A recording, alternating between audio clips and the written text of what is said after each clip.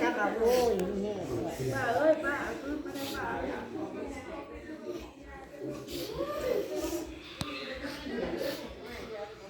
คือมือแทะ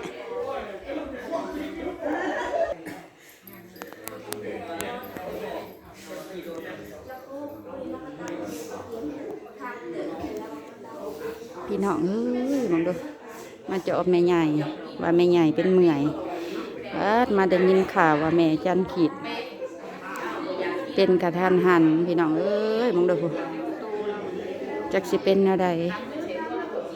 ตอนนี้ทั้งลูกทั้งเต่าทั้งพี่น้องชาวบ้านเฮานี่ว่าเพิ่นเสีย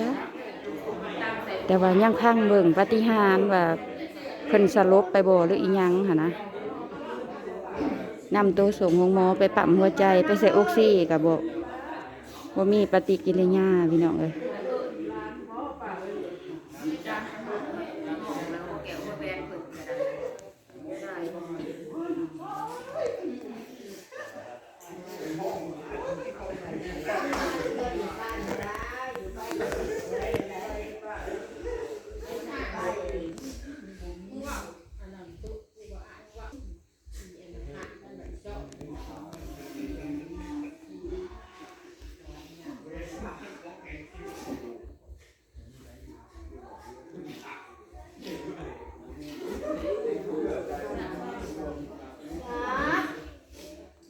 ยามากินมากินยาเด้อชิงท้องยาท้องไม่ได้เลยตัวเสียงตัวเลยอุ่นแน่เลยอุ่น ขึ้นมาซะนะเอ้ย ในตะห้องเอ้ยขึ้นมาเลยป้าลูกมาเฮาเดี๋ยวนี้บอกแพงกันแล้วจะบอกแพงลูกกันแล้วบอกเอ้ยเด้อุ่นน่ะไปป่าขึ้นก็อุ่นเอ้ยพันว่าได้ปิ่นได้ฟัวซะเลยใจพวกพี่ลึกเดี๋ยวกระโดดมาดิอันนี้นะไปแบบกระทั่งทันก็คือพ่อใหญ่กันยังมา3 เดือน 4 เดือน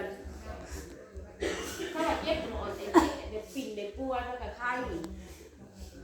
เว้ากันน่ะพุ่นน้ำมูกมืออื่นก็เต้นได้เฮ้ยเว้ากับลูกนั่นเฮ้ยเบียร์เพิ่นละลังกันยางสิว่าได้เว้าลูกนั่นยาสิมาเป็น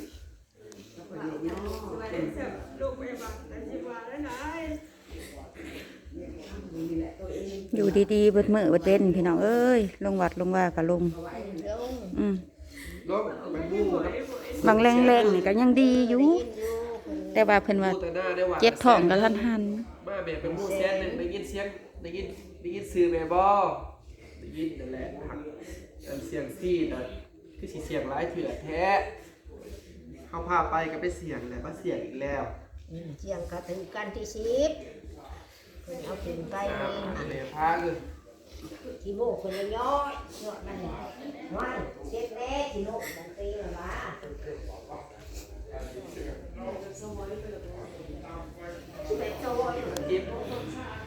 เจ็บอันนี้เราเมียเบื่อเมียเจ็บอันนี้เจ็บหนักเจ็บแกเห็นอะไรเมียพาไปหาหมอบอกเขาเจ็บหน้าพี่น้องเราเป็นโรคประจำตัวหัวใจบ่นางเราเป็นโรคหัวใจบ่ขั้นมาจากนั้นเราจะศึกษาเข้าปัดขั้น4 อันร้อยหลดบ้าเลยปัดไอ้ซุ่มนอกห้องไปกับหัวจักเนาะเขาจะปัดลูกผลิตวัดนักกระบี่ผมบางคนอะไรกระดาษซุ่มมันกระพูดค่ะว่าโรคหัวใจกับพี่น้องยังดีๆอยู่บางแรงนี่ก็ยัง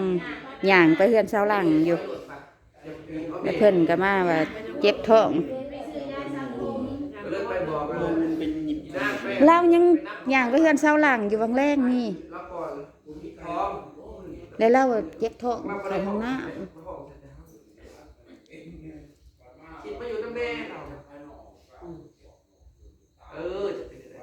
แล้วก็เมื่อยว่อยๆลง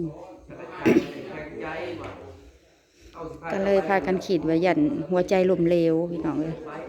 แบบเราเข้าห้องน้ำก็รอบเดียวเข้าไปถ่ายรอบเดียวออกมาแล้วก็เมื่อยแต่ก็เกลีบวยแม่เขาบอกให้ก็เกลีนะคนมาเนี่ยมันก็คอยดีมันก็เป็นคนทาง เราก็ไม่ได้หายเราไม่ได้หายกระสิบไม่ได้หายกระเซ็นเบรก็เหมือนกระดิ่งเบรอยู่เจ้าไม่พอหยุดเบรเด้อแม่ว่าเจ้าไม่บอกเจ้านะเป็นยังนะผมควรเขาพาไปดิเขามาดิเขาพาไป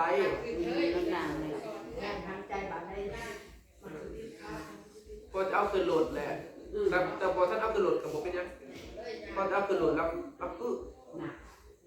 แบบนี้แต่กี้เขาว่าจะพาไปอ่ะสองเขาบอกไปแล้วสองเขาจะไปนี่เขาอยากใส่ออกซิเมก่อน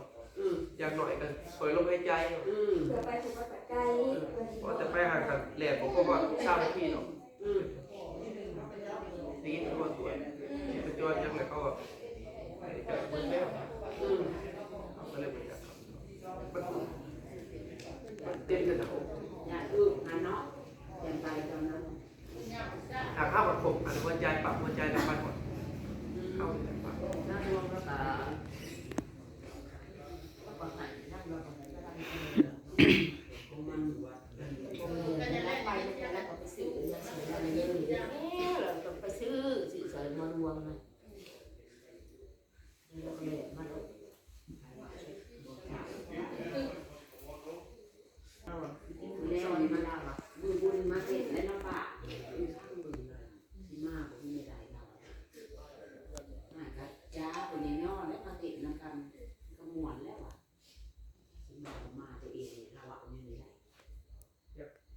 ปีนี้นะ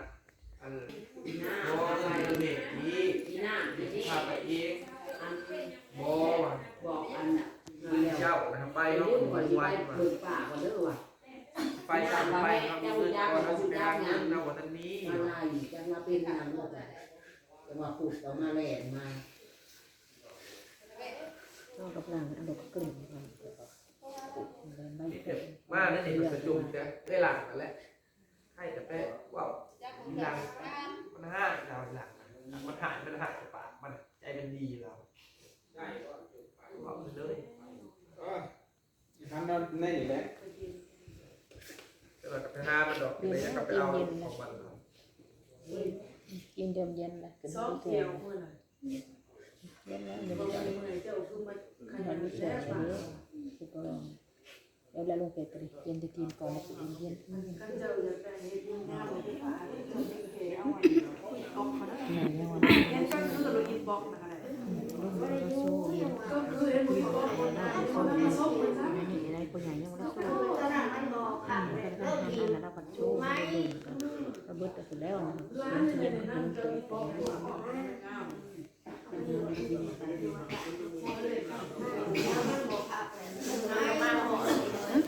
ขาดขู่เต้นแล้วบ่เว้ากันเลยได้นับหนึ่งนับสองนับ ว่าสิเต้นม่วนๆน้ำกันสิลงเต้นมื้ออื่นนี่สบายดีพี่น้องสิลงเต้นมื้ออื่นนี่นะเว้ากันแล้วโซ่มา ได้มีอาการแปลกเปิกหยังเนาะบ่ได้มีแปลกอีหยังเป็นเดือนผู้สวดน่ะก็ได้คันว่าแปลกๆนี่ยังสิว่าเนาะอันนี้บ่ได้ยังมีแต่คุยกันสิเป็นก็สิว่าเราเจ็บเราป่วยมาแต่อันนั้นยังไข้เนาะแข็งแห้งตึงไปบอกกันยังบ่ได้สวย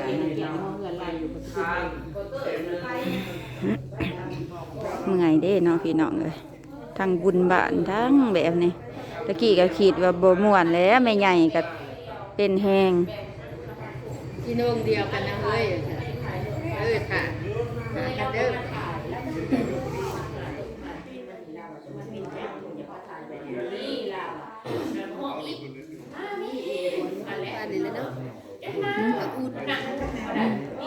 หัวใจแล้วน่ะละค่ะพี่กายกับตัวปลาหัวใจแล้วน่ะถ้ามันเจ็บมันมันสิยากแม่นโรคหัวใจน่ะมันสิเจ็บหน้าเอิกแม่นเฮาแล้วแม่นเขาสิเจ็บหน้าเอิกนี่เจ็บได้เอื้อยโรคหัวใจน่ะมันเจ็บแง่เขามากเลยนี่เอาพังหมอเว้าในโทรศัพท์โรคหัวใจมันสิเจ็บหน้าเอิก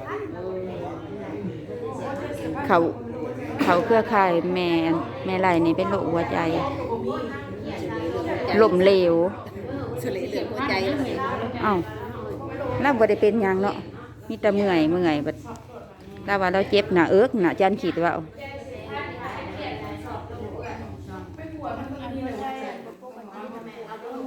เมื่อยนะพี่น้อง ใจเนาะไปให้ดูหายาโมแต่งยาให้กินแต่ว่า สร้างมาเกิด